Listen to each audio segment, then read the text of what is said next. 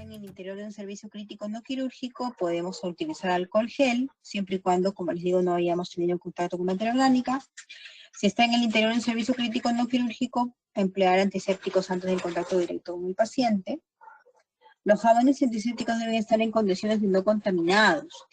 La técnica del no topping significa el no rellenar los recipientes de jabón que hayan cumplido con su cometido de iniciar en acabado. No podemos volverlos a llenar con contenido de jabón aparentemente en estado de esterilidad.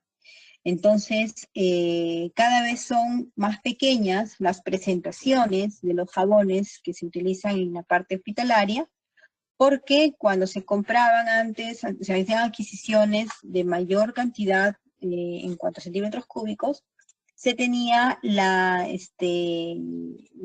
práctica de poder juntar los envases y poder rellenar, ¿no? Nuevamente. Un aspecto que denota mucho el sistema de salud que tenemos, un sistema carente, un sistema deficitario, y que pues obviamente no siempre hay estos elementos para sostenerlos durante el año. Entonces, hay prácticas que no siempre son las más adecuadas, pero que ahora ya están descritas como que no se deberían de utilizar.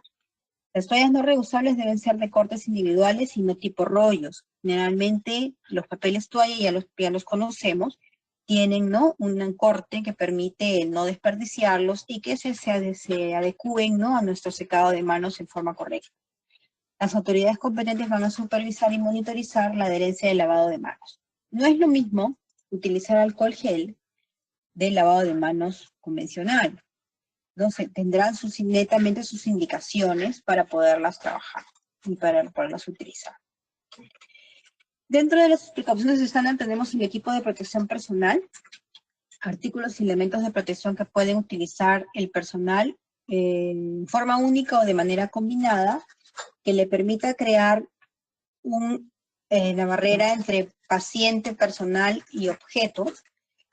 Entre ellos podemos tener guantes, delantal, bata y pechera, protección mucosa nasal, faringea y conjuntiva, mascarilla quirúrgica desechable, respirador con filtro de partículas que puede estar descrito la N95 o la FFP2 o su equivalente, antiparras o escudo facial. Vamos a irlos describiendo un poquito.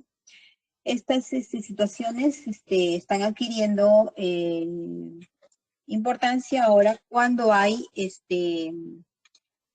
para partículas generadoras de aerosol, ¿no?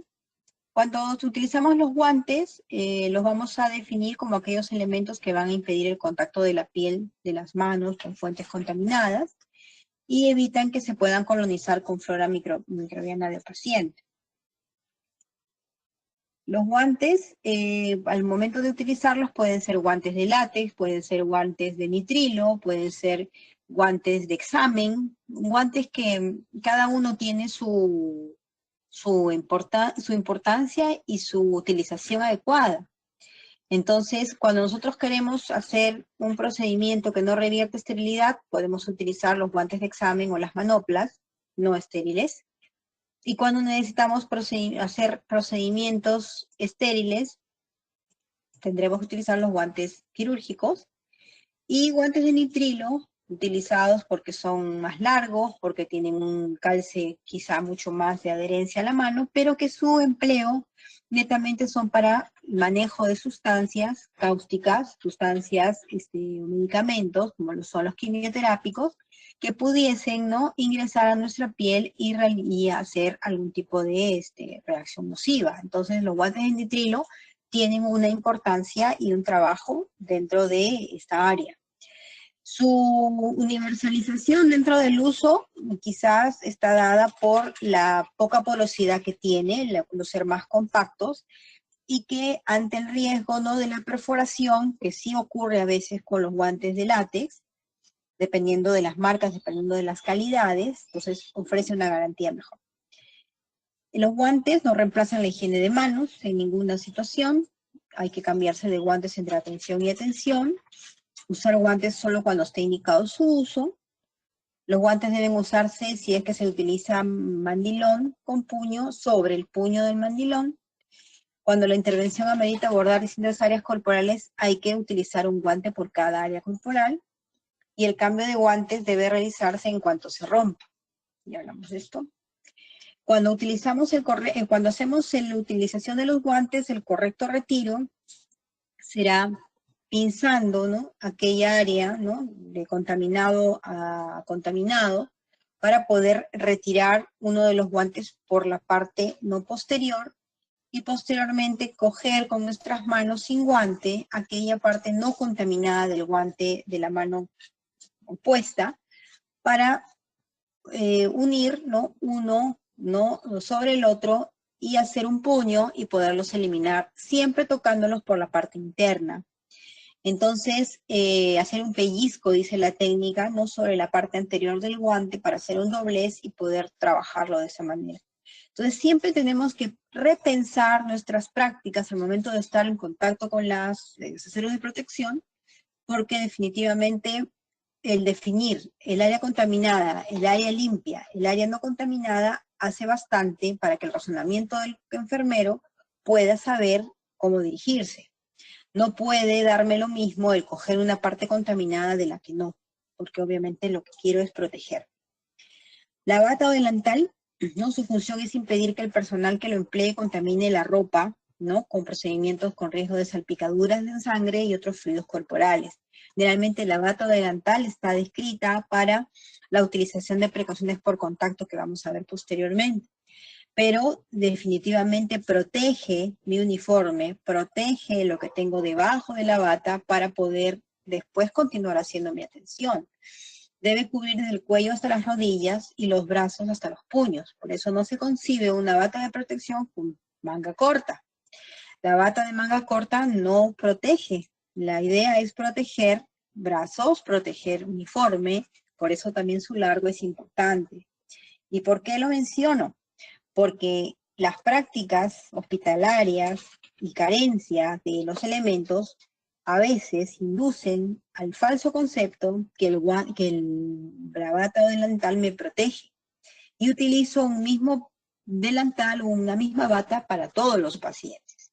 Y la idea es protegerme yo, pero también no ser vehículo de transmisión de gérmenes hacia otros pacientes. Entonces, el utilizar una bata por paciente es lo adecuado.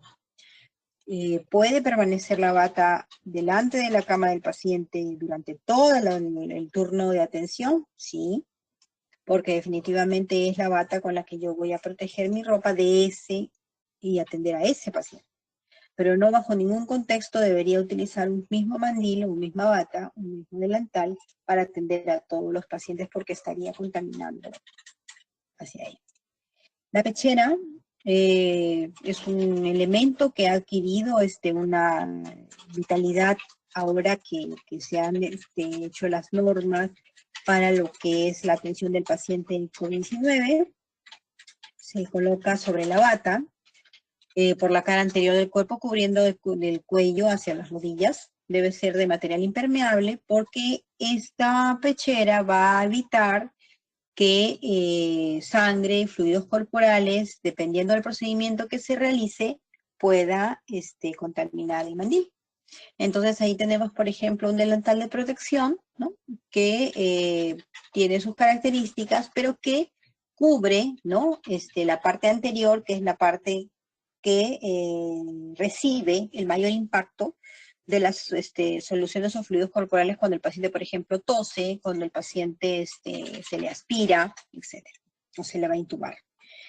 La protección de mucosas, tanto nasal y faríngea, está dada por las mascarillas, está dada por el respirador. Hago la diferenciación porque mascarillas podemos tener las desechables, las quirúrgicas, usadas para cubrir nariz y boca sin ser oclusivas, y pueden ser reemplazadas inmediatamente cuando están visiblemente húmedas, porque el efecto protector de la tela, del algodón, de las capas, ¿no? de las cuales está hecha, ya carece de protección cuando se han humedecido.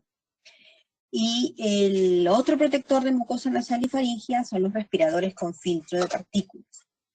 Estos respiradores, ya sea la CD95 o el FFP2, reúnen ciertas características que van a filtrar que el aire que nosotros podamos respirar llegue, ¿no?, a nosotros con mínimas partículas. Requiere un ajuste facial oclusivo, las hay en tallas, y requieren entrenamiento previo a su uso. Parece mentira, pero siempre es importante tomar contacto con el elemento de protección para examinarlo, para saber sus partes, para saber sus características y qué es lo que yo debo utilizar, qué es lo que yo debo elegir y qué es lo que debo rechazar en caso que también no haya, ¿no?, el elemento adecuado. Las mascarillas, la quirúrgica, puede ser de cintas o puede ser liga que se pone detrás de las orejas. No debe tener esta presentación al momento de haber sido colocada. Una debajo del cuello y una cinta en la área occipital para que quede ajustada y sellando nariz y boca. Mal utilizado cuando se libera la nariz y solamente cubre la boca. Y la mascarilla con filtro, ¿no? Mascarilla que reúne características independientemente de la marca, que reúne las características de tener sus capas, ¿no?, de filtro, su anillo, su puente metálico también para ajuste, sus ligas, ¿no? Y que lo más importante es poder realizar, ¿no?, la prueba de ajuste a nuestra cara, tanto en la inspiración, donde voy a ver que la mascarilla se pliega a la cara cuando está bien sellada, y la expiración también cuando no sale el aire alrededor de mi cara. Entonces, cuando nosotros utilizamos mascarilla con filtro, generalmente son para pacientes con precauciones de transmisión por aire, lo vamos a ver a continuación, pero generalmente pacientes que tosan, pacientes que exhalen, pacientes que tengan algunos diagnósticos como los que están ahora de moda, más la tuberculosis, H1N1. La quirúrgica nos puede ayudar, por ejemplo, a brindarle a un paciente cuando también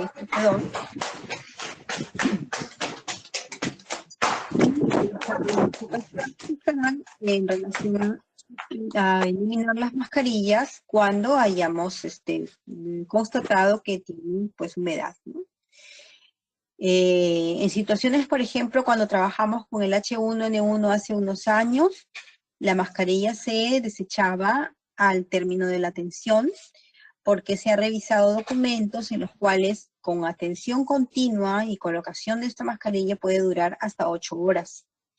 Entonces, la vaporización que se haga producto de la respiración nuestra, la sudoración que se exhala posteriormente durante la colocación de este dispositivo, pues hace que esa mascarilla se humedezca y las capas ya reduzcan su capacidad de protección, ¿no? Algunos gráficos que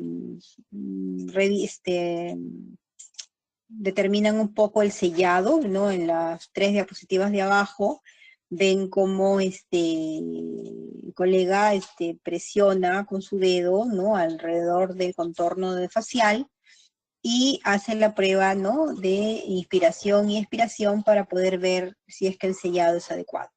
Si hay salida de aire al momento de exhalación, tenemos que reacomodar la mascarilla, y acá la está cogiendo de la parte externa porque es el primer uso.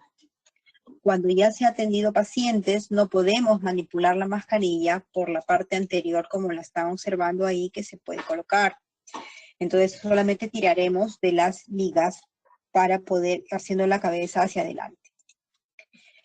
La protector de conjuntivas también es importante saber que a través de la conjuntiva podemos adquirir también contacto con algunos gérmenes y que es fácil el poder ingresar por esta vía. Entonces se utilizarán antiparras o lentes protectores como una cobertura oclusiva de ojos en todo el contorno. no reemplazable por lentes ópticos no quiere decir que yo utilizando los lentes se evite que se posen algunos gérmenes en la conjuntiva. Tenemos que utilizar, los que utilizamos lentes, debajo de estos lentes protectores para que pueda ocluirse bien. El escudo facial puede reemplazar las antiparras y la mascarilla, brinda cobertura transversal y envolvente en toda la cara y cubre frente y mentón. Acá tenemos, por ejemplo, enfermero que tenga la mascarilla de 95 y que está trabajando. Y también acá tenemos elementos como, por ejemplo, los cascos, ¿no? Con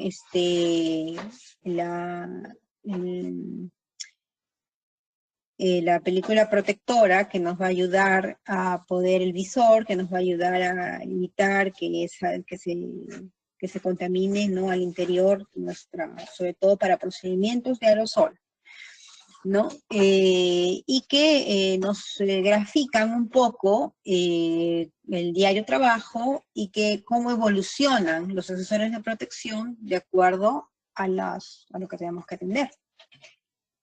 La inyección segura también es otro lineamiento de las precauciones estándar, como uso de jeringas y agujas. Ustedes, de repente, las personas que están conectadas en este momento, no han visto, solamente aparte de la historia de la enfermería, una diapositiva como la que está en el lado derecho de su pantalla, porque estamos viviendo la era de las jeringas descartables, las jeringas que deben ser de un solo y único uso por paciente, no la recombinación de medicamentos y que una jeringa pueda servir para varios medicamentos, porque tratamos de evitar la contaminación de equipos y medicaciones utilizados. Entonces, la inyección segura, la inyección responsable hacia el paciente.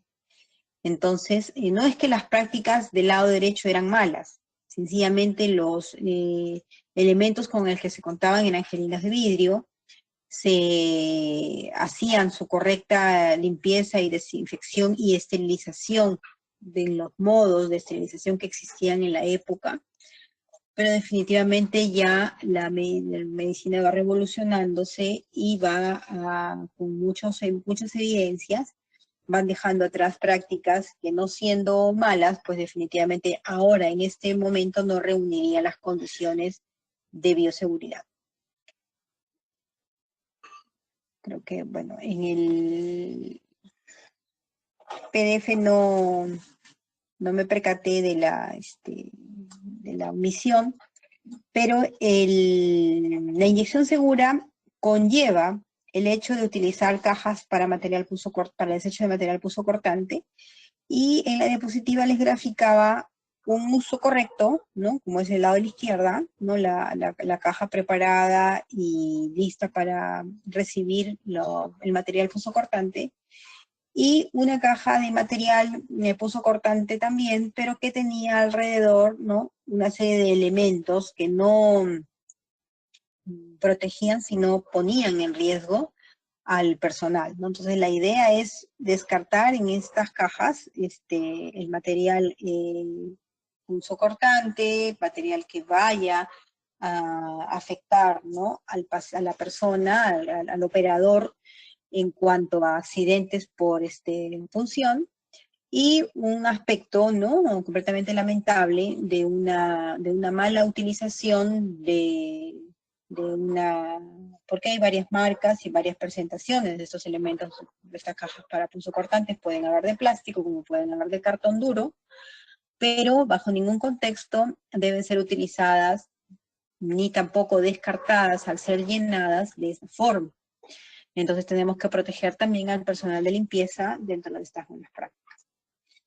Inyección segura también conlleva el hecho de evitar, obviamente, accidentes con instrumentos punzocortantes, pero si ocurriese el caso, deberíamos favorecer el sangrado lavando con agua y jabón, indagar los antecedentes del paciente, informar al médico de turno para que se examine la herida, se determine el tipo y cuál es su gravedad, se llene una ficha de vigilancia epidemiológica, y se someta a exámenes de laboratorio al trabajador y al paciente para determinar su riesgo a HIV y el riesgo de hepatitis B.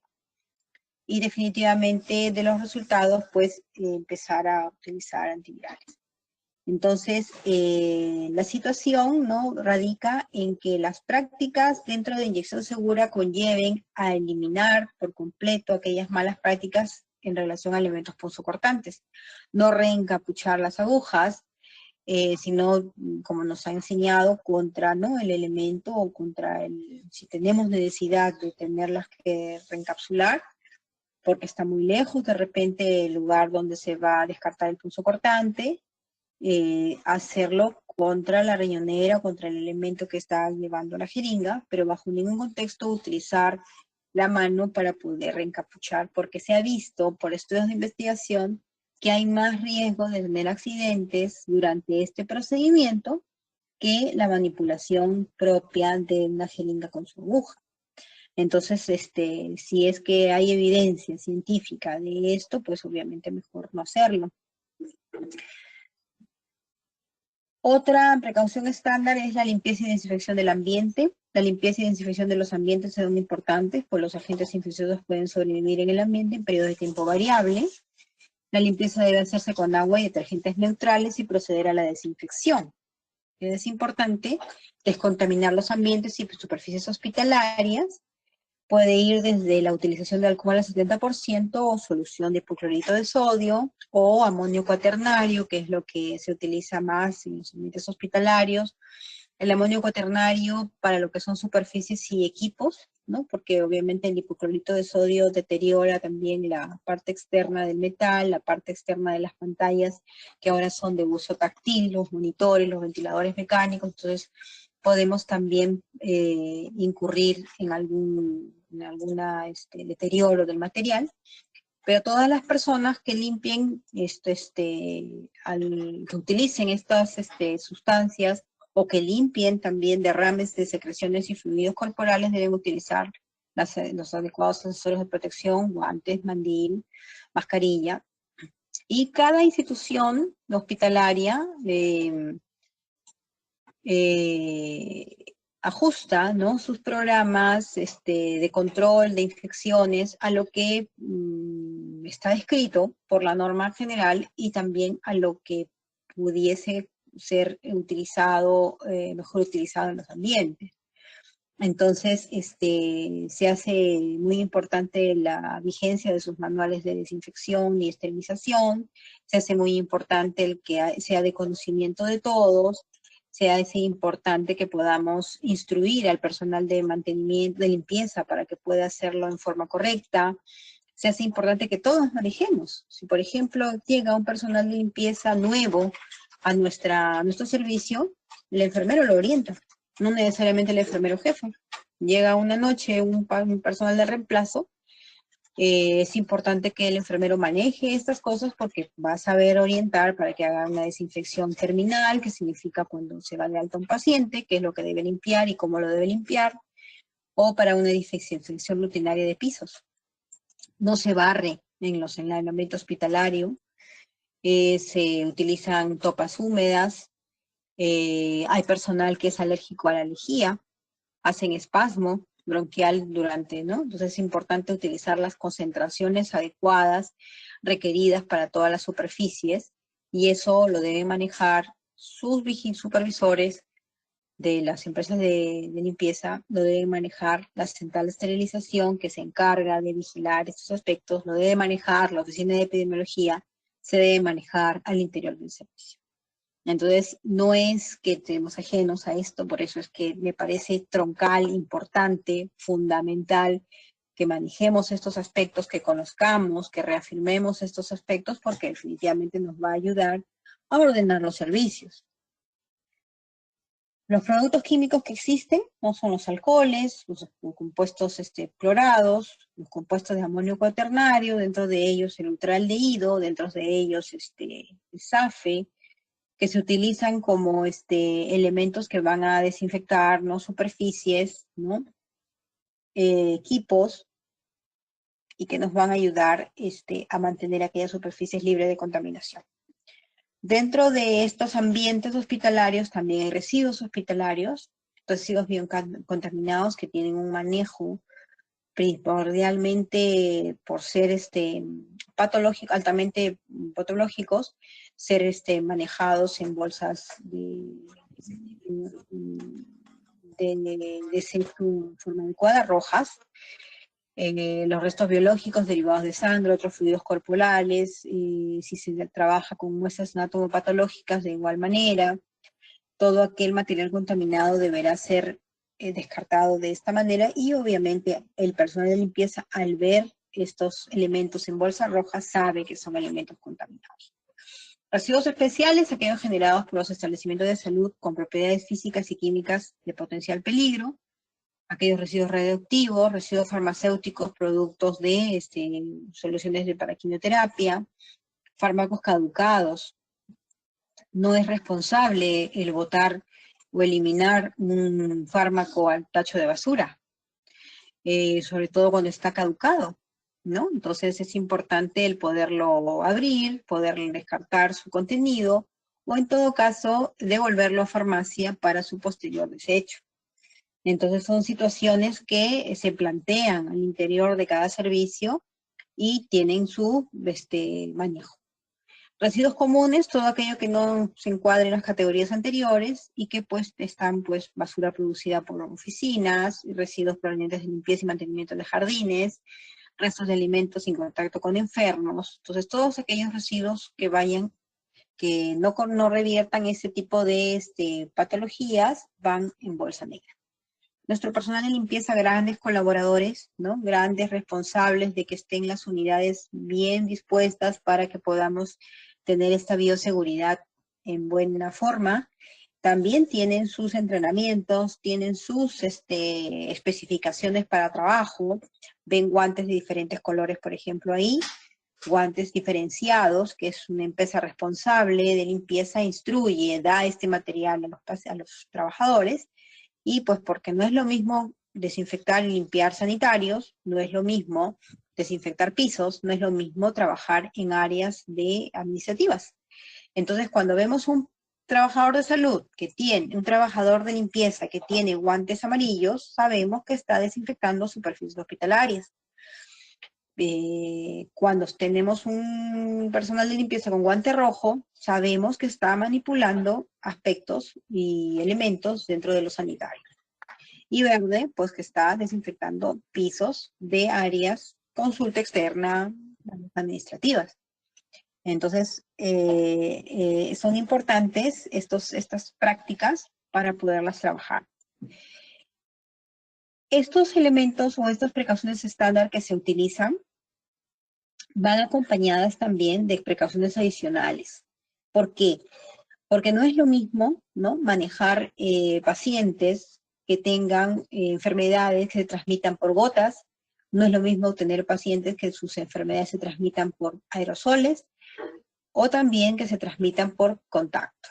Entonces, nació estas definiciones, ¿no?, producto de aquellas vías de transmisión, ¿no?, que eran los responsables de transmitir, valga la redundancia, esas patologías, y estas se van a sumar a las precauciones estándar. Las precauciones adicionales se aplican solamente en aquellos pacientes en las que se sospecha o se ha confirmado que tiene una determinada infección, sobre todo si está en una fase infectante o colonizable. Entonces tenemos acá un flusograma de atención de pacientes que portan una infección, por ejemplo. Llega un paciente a la parte hospitalaria, el paciente tiene una infección que se transmite de persona a persona. Habría que preguntarse. No. Entonces las precauciones que se utilizarán serán las que hemos comentado. Utilizar guantes, utilizar mandil, o proveer de aquellas prácticas para que los desechos sean eliminados correctamente, e ir a una habitación normal. Pero si tenemos como respuesta que el paciente tiene una infección que se transmite de persona a persona, y la respuesta es sí, la enfermera o el médico tratante, dependiendo de la hospitalización, decidirá qué medidas se implementan. Si es que obviamente siempre se utilizan las precauciones estándar, y adicionalmente si la patología se transmite por precauciones por gotitas, se transmite por precauciones por contacto o precauciones por vía aérea. Vamos a ver ahora la definición y vamos a ver qué enfermedades están dentro de esto. Inmediatamente se avisará al equipo de salud y a familiares y pacientes lo que se va a implementar. Se transferirá al paciente a una habitación designada. Se abastecerá la habitación con insumos necesarios y se identifica la puerta de la habitación o cama del paciente con el tipo de precaución al que se tiene que hacer uso.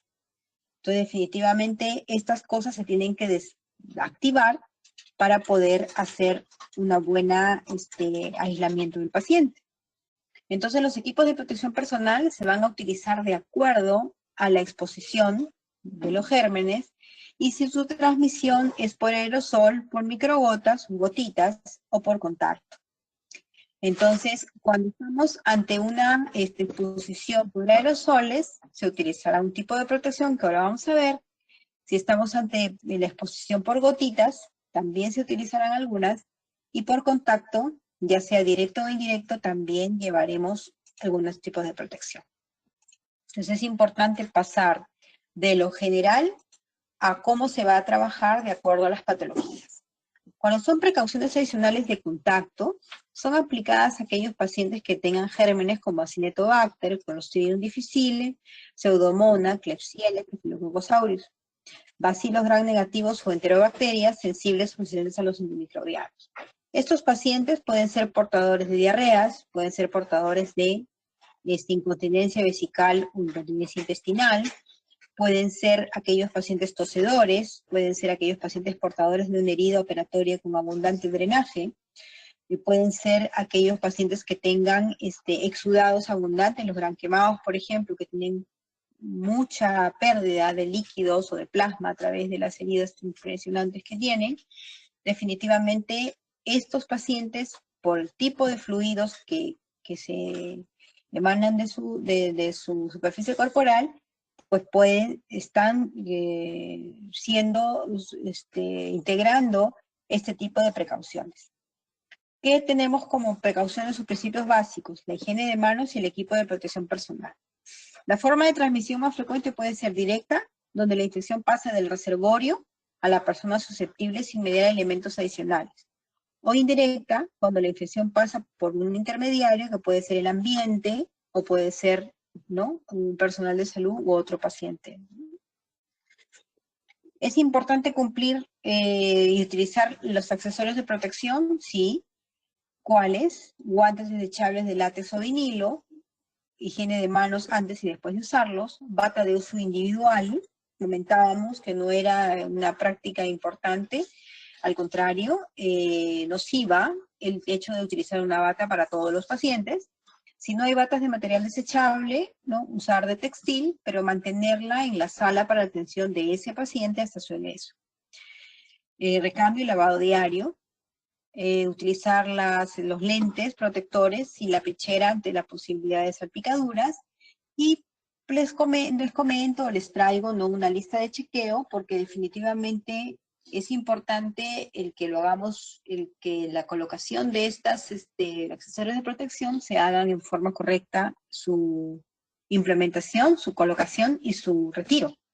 Hay más riesgo de contaminar en el retiro porque obviamente toda la parte anterior está contaminada y el hecho de manipularla pues podemos contraer algunas infecciones nosotros.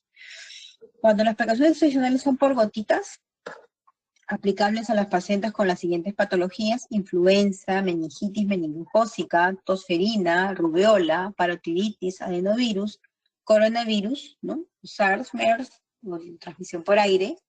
Estas gotitas te ofrecen un tamaño de más de 5 milimicras, entonces estas gotas, como son un poquito más pesadas, van a caer, ¿no?, mucho más antes que 90 centímetros, ya la partícula puede caer hacia el suelo, pero en el suelo es donde va a poderse trasladar, ¿no?, ya sea por los pies, ya sea por o si ha caído a superficies alrededor del paciente, también puede permanecer en esas áreas. Entonces, es importante considerar estas patologías dentro de las precauciones por gotitas. Los accesorios de protección que se van a utilizar, ¿no? Si la atención del paciente es directa o menos de 1 metro de distancia de él, mascarilla quirúrgica y antiparras o mascarilla quirúrgica y escudo facial. No es necesario el uso de antiparras y escudo facial por la incomodidad de su uso. Se lee en la literatura que es, y en los documentos de la OMS también, que cuando hay pacientes que no requieren aerosolización, es suficiente utilizar la mascarilla con el visor o el lente intraocular, el lente ocular, pero el utilizar el escudo facial va a ser solamente circunscrito para lo que es precauciones para partículas generadoras de aerosol. Si hay presencia de abundantes secreciones, utilizamos la bata más una pechera, utilizamos guantes de un solo uso para cada procedimiento y cada paciente. Cuando estamos ante precauciones adicionales por la transmisión por vía aérea, se aplican a pacientes que cursan con las enfermedades siguientes: sarampión, tuberculosis, varicela y procedimientos generadores de aerosol, ¿no? Un término muy común hoy en día que es el PGA. ¿Qué se tiene como precauciones adicionales que cumplir? Se tiene que ubicar al paciente en una habitación individual con sistema de presión negativa, tan mentado en este COVID-19, con ventilación siempre hacia el exterior, ¿no? ¿Qué garantiza un sistema de presión negativa? Un sistema de presión negativa garantiza que al momento de abrir la puerta se va a cerrar de adentro hacia afuera, ¿no? Con presión, y no va a permitir el egreso de todas aquellas partículas que están aerosolizadas al interior. Se mantiene la puerta cerrada, y si en caso que no se tenga, pero se tenga ventilación natural, se puede tener un sistema de recambio de aire que garantice que se mueva el aire de 6 a 12 veces por hora. La estación de aire no puede dirigirse a áreas de hospitalización o ductos de ventilación, entonces tienen que estar ubicadas estas salas y esos sistemas de extracción de aire lo más externo posible del área hospitalaria. Y si no puede garantizar ello, utilizar filtros EPA de alta resistencia a retención de partículas. Es decir, para precauciones adicionales por vía aérea, donde está la tuberculosis, donde está estas enfermedades, definitivamente se necesita una infraestructura que permita este tipo de aislamiento, este tipo de sistema de recambio de aire, y el proteger también al personal que está alrededor al momento de los traslados. Se utilizará la bata o delantal, antiparras colocado al ingreso de la habitación y retirados al ingreso de la misma, respirador con filtro N95, habiendo realizado previo ajuste a su cara, tanto en la inspiración y la expiración. Su retiro será fuera de la habitación del paciente, y eso es importante porque obviamente tenemos que tener en cuenta que después de la atención, todo lo externo está contaminado. Uso de protector facial para procedimientos generadores de aerosol. Esto significa aspiración de secreciones, esto significa intubación del paciente, esto significa tos. Se permite el uso de protección 3 como consta en documentos internacionales. Entonces, al hecho de trabajar ya con este tipo de enfermedades, hace que se adicionen algunos elementos que vamos a ver como parte de la atención. Uso de guantes de un solo uso, y también inmunizar al personal en caso de enfermedades infecciosas prevenibles, como lo es la influenza, como lo es la neumonía por neumococo. Y se debe evitar el paciente ser trasladado, pero sí es netamente imprescindible tener que trasladarlo hacia otro lugar para una tomografía, para una placa radiográfica, etc. Hacerlo colocándole una mascarilla quirúrgica si es que la tolera el paciente, ¿no? Cuando nos colocamos estos accesorios de protección para procedimientos generadores de aerosol, que es uno de los que estamos ahora con mucha relación, se utilizará la mascarilla, se utilizará el sello, ¿no? Que la prueba de cierre positivo exhala bruscamente y no debe de salir nada de aire alrededor. Y la prueba de cierre negativo, cuando inhalemos, tiene que pegarse prácticamente la mascarilla hacia la cara, lo debe sentir. Ante la falta, ¿no?, de ello, recolocarla, ¿no? Y testear nuevamente, ¿no? Tenemos ahí un ejemplo en el paso 6, la colocación de protecciones faciales o gafas. higiene de manos, colocar los guantes encima del mandil, ¿no? Y entrar a la habitación, ¿no? Entonces, no os va a reajustar usted nada dentro de la habitación, porque la idea es no contaminarse con todo lo que está en la parte anterior. Entonces, es importante el garantizar el sellado de su mascarilla.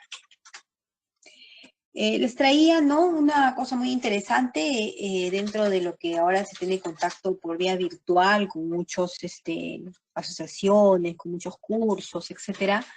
Entonces, se había hecho una simulación, ¿no?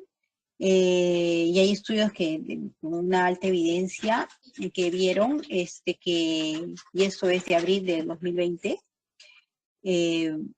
cómo cuando se realiza un procedimiento donde se generan partículas de aerosolización, en ese color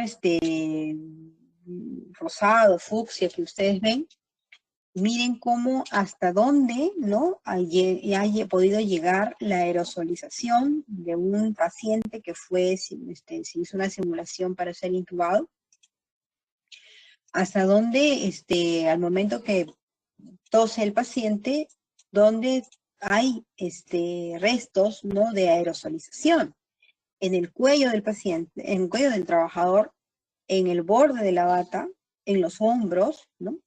Entonces, en la zona punteada, ¿no?, usted puede observar, ¿no?, que toda esta área, ¿no?, es la más propensa a poder recibir la aerosolización, y la aerosolización conlleva el germen que pueda quedarse adherido a la piel, ser cogido posteriormente por las manos del operador y ser trasladados por fosas nasales a conjuntiva, etc. Entonces, el hecho de utilizar un accesorio de protección 3, como lo es el mameluco o mono, que lo llaman en algunas instituciones, el hecho de utilizar el casco protector hace que ese riesgo disminuya. Entonces, la razón de ser de esos accesorios de protección tratan de evitar que se llegue esa aerosolización a trasladar a esas áreas que no pensaríamos ni siquiera que pudiese llegar las secreciones del paciente. Entonces es importante el poderlo considerar hasta el lado, ¿no?, de la oreja, también donde pueda depositarse. Por eso es importante la utilización de estos accesorios, y ha adquirido especial importancia dentro del trabajo estas cosas adicionales, ¿no? No las mencioné como accesorios de protección iniciales, pero ya se han desprendido esos accesorios de protección 2 y 3 por la experiencia en Wuhan, por la experiencia en otros países, porque esa aerosolización va a poder ser menguada, en cierto modo, por la utilización de esos equipos que van a tratar de proteger al máximo al operador. Entonces, para cualquier caso sospechoso o confirmado de COVID-19, están las precauciones normales, estándar, precaución de contacto y precaución de gotitas, por las cosas consideradas con anterioridad. Y para cualquier caso sospechoso o confirmado de COVID-19 y generador de aerosoles, es decir, que hayamos hecho algún procedimiento que genere esto, precaución estándar, lo que hemos hablado, la precaución de contacto y precaución por vía aérea o aerosol. Entonces es importante el poder ir implementando esto también en nuestro chip personal, porque definitivamente todo lo que se reclama, todo lo que se está utilizando tiene su razón de ser. Otro concepto que ya para acabar es el aislamiento en corte, ¿no? Es importante también mencionarlo porque nos puede llamar la atención las salas inmensas, ¿no?, para atención de pacientes que alberguen pacientes con mismo diagnóstico. Y podemos pensar que entre los pacientes se va a contagiar. Entonces se entiende por aislamiento en corte al tipo de aislamiento donde se ubica en una misma sala de 2 a más pacientes portando un mismo tipo de infección por igual patógeno. Esta alternativa permite optimizar recursos y concentrar esfuerzos de trabajo comunes en una sola área. Obviamente, si hay un paciente en esa área que no reúne ese diagnóstico, ni tampoco ha sido transmitida esa enfermedad por igual patógeno, ahí está. Sería una mala praxis el haberlo puesto en esta sala. Definitivamente el aislamiento en corte está para aquellos pacientes de igual diagnóstico. Permite la instalación de un mismo tipo de medidas a todos los pacientes de ese grupo según la vía de transmisión. Y esto sirve o es de gran utilidad para control de brotes de enfermedades de alta transmisibilidad y de difícil manejo, ¿no? Entonces, es importante considerarlo para épocas como las nuestras. Incluir solo casos confirmados de colonización o infección por el mismo agente infeccioso, designar personal exclusivo para la atención de estos pacientes. Por eso en algunas instituciones se quedan en cuarentena también el personal de salud para la atención de estos pacientes y posteriormente, pasado un tiempo, salen con el objetivo de evitar la diseminación de un lado a otro, a sus casas o hacia otro centro de trabajo si tienen otro lugar de trabajo. Designar área exclusiva para estos pacientes, mantener la distancia entre paciente mínimo de 1 metro de distancia como espacio entre paciente y también que me permita realizar procedimientos con holgura. La Corte termina habilitando el ambiente para ingreso de otros pacientes cuando haya sido dado de alta el último paciente, ¿no? El último caso de esta Corte. Entonces es importante el poder entender que es una medida importante para casos en los cuales los pacientes estén contaminados con el mismo. ¿Qué no debe faltar en este tratamiento? Protectores faciales, guantes, mascarillas quirúrgicas, respiradores o mascarillas N95, batas descartables con manga larga, solución de manos para base alcohólica, jabón para manos, toallas descartables, contenedores para uso cortante, desinfectante de superficie. Hemos conversado que tienen que ser desinfectadas las superficies alrededor, bolsas para desechos, bolsas para descarte de material contaminado, bolsa de ropa contaminada, contenedores de recolección de equipo usado. Entonces estas situaciones, si se van a mantener hay salas de aislamiento por corte, deben de tener estos elementos para poder iniciar su funcionamiento. ¿Qué consideraciones debemos de tener también? Que aislar a un paciente no significa atenderlo menos número de veces. No podemos minimizar el riesgo del paciente teniéndolo abandonado. Definitivamente esto no es una práctica adecuada, les dice mucho de la humanización de nuestros cuidados. Entonces, el hecho que está en aislamiento, su condición patológica lo requiere de esta manera. Pero obviamente habrán elementos que me protegerán para yo brindarle la atención de igual manera como si estuviese el paciente sin esa infección. Le brindo lo que necesita. Cuando tratamos de entrar o someterlo a un aislamiento en abandono, podemos conllevar a que el paciente se sienta solo, se sienta aburrido y que perciba mucha información alrededor o nada de información y ello lo hace caer en estrés. Entonces hay situaciones en las cuales se puede mantener una relación de los pacientes con sus entornos familiares a través de los dispositivos de comunicación, como son las tablets, los celulares, ¿no? Entonces esas son situaciones que pueden favorecer un poco el acercamiento de la familia que está en estos momentos prohibida de poderlos ver por la alta transmisibilidad, y también proveer de algunas actividades lúdicas que pudiesen en algún momento disipar un poco esa tensión que ya significa el estar enfermo, ya significa el estar fuera de su entorno familiar, ya significa el que sea también el tiempo de recuperación prolongado, ¿no? Entonces son situaciones que tenemos que tratar de evitarlas y más bien implementar herramientas para que este aislamiento sea más llevadero para el personal, sea más llevadero para la familia y sea más llevadero para los pacientes. Se ve diariamente el contacto, que el único contacto del paciente enfermo en aislamiento es el personal de salud. Y si el personal de salud no tiene tiempo, si el personal de salud está más, tiene sobrecarga laboral porque obviamente no hay la cantidad suficiente de personal para la atención, si la relación enfermero-paciente no es la adecuada, si hay ausencia de accesorios de protección, si hay carencia de materiales, todo ello hace que el ambiente alrededor del paciente sea hostil. Y nosotros, siendo los únicos elementos de atención, los únicos elementos de llevar humanización en el cuidado, es importante que nosotros nos recarguemos de una energía muy positiva y muy vital para que nosotros tampoco caigamos en la desesperanza, sino mantengamos esa llama encendida que nos permita el poder brindar un cuidado en todo sentido, ¿no? Situaciones de riesgo de infección, ¿no? Les traigo algunas diapositivas que pueden graficar algunos escenarios que de repente para algunos son comunes.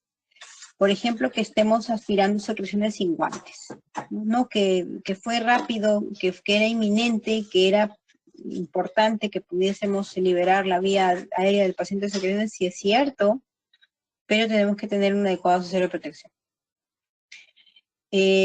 Utilizamos el uniforme para salir a comprar, para poder hacer alguna actividad que me permita salir del ámbito hospitalario, y voy a regresar a un área con el uniforme ya contaminado. Llevo contaminación y traigo más contaminación. Muchas joyas para el trabajo diario, la utilización de repente de algunos elementos que no permitan su adecuado manejo. Por ejemplo, muestras de ser llevadas al laboratorio en zonas administrativas, ¿no? La utilización de dispensadores de jabón adaptados, parchados, mal dispuestos, que más que brindarme una solución adecuada, contaminan, ¿no? No se barre en las zonas de hospitalización, pero algunos personales de repente de reciente inducción no lo saben, no hay orientación. Salimos, ¿no?, de la parte hospitalaria y regresamos incluso con ropa de atención directa, ¿no? Este es un scrap para sala de operaciones, entonces definitivamente eso no podemos hacerlo, no podemos imitarlo, no podemos repetirlo. En nuestra situación de alumnos, a veces somos llevados a la parte hospitalaria para escuchar algunas clases y sobresaturamos, ¿no?, con nuestras mochilas, con nuestros mandiles que tienen trajinar variado hacia las salas de pacientes, a veces motivados por nuestros mismos docentes, ¿no? Entonces podemos incurrir en contaminación hacia el paciente y podemos también llevarnos, ¿no?, algunos gérmenes en accesorios que no deberían estar dentro de la parte hospitalaria. Mal uso de los respiradores, ¿no? A veces estamos doblándolos, ¿no? Ajando su capa interna que ya carece de posibilidad de protección, ¿no? Entonces hay situaciones, ¿no?, que van a depender netamente de mi manejo, situaciones que van a depender netamente de lo que yo sé o no sé hacer. Mientras esperamos a que formulen sus preguntas, les recuerdo que el seminario del día de hoy ha estado a cargo de la licenciada María Cecilia Sal Rueda, enfermera asistencial, especialista en enfermería intensiva, con maestría en salud pública y docente de la Universidad Nacional Federico Villarreal.